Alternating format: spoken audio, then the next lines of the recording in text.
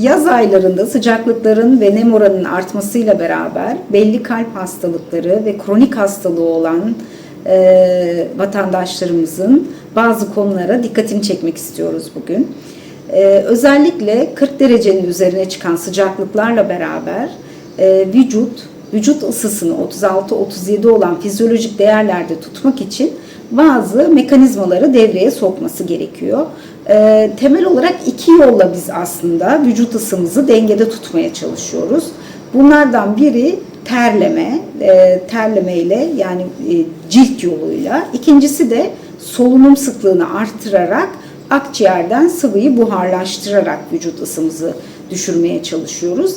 Tabii bunları yaparken bu kalbimizin iş yükünü arttırıyor, kalp hızımızı arttırıyor. Tansiyon değerlerimizde yükselmelere yol açabiliyor.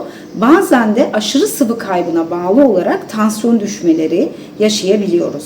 Dehidratasyon dediğimiz bu sıvı kaybı nedeniyle oluşan tansiyon düşmeleri bazen aşırı seviyelere ulaşırsa o zaman kan pıhtılaşması, kan damarlarında kanın koyulaşması ve pıhtılaşmasıyla ve yine kalbin iş yükünün artmasına bağlı olarak kalp krizleri ve ani ölümlere kadar süreci götürebiliyor. Özellikle 65 yaş üstü kişiler hipertansiyon, diyabet, kalp damar hastalığı, beyin damar hastalığı, kalp yetmezliği, kronik akciğer hastalığı veya böbrek yetmezliği olan kişiler risk altında.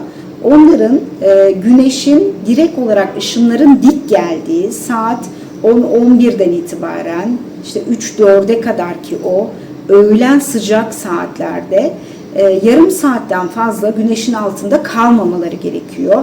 Sıvı alımını artırmaları gerekiyor ki güneşin sıcaklığın bu zararlı etkilerinden korunabilsinler.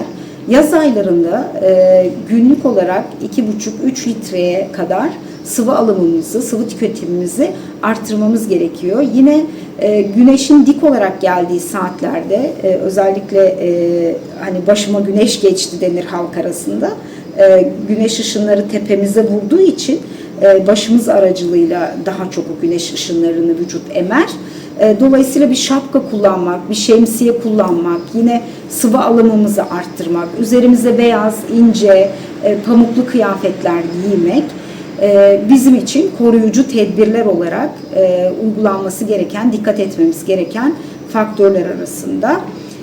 Onun dışında yine bebekler ve 5 yaş altı çocuklar da güneşin etkilerine diğer insanlara göre daha açıklar, daha risk altındalar. Onları da aynı şekilde korumamız önem arz ediyor.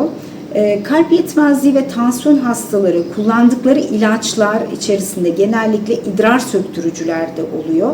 Ve dolayısıyla sıvı açına yani dehidratasyon dediğimiz vücudun susuz kalması durumuna daha açık oluyorlar. O hastalarımızın da yaz aylarında belki bu idrar söktürücülerini hekimleriyle görüşerek doz azaltımının yapılması, yine sıvı alımlarını arttırmaları çok büyük önem arz ediyor. Tedbir olarak doğrudan güneşin altında kalmayalım. Kalmamız gerekiyorsa yarım saatten uzun süre kalmayalım.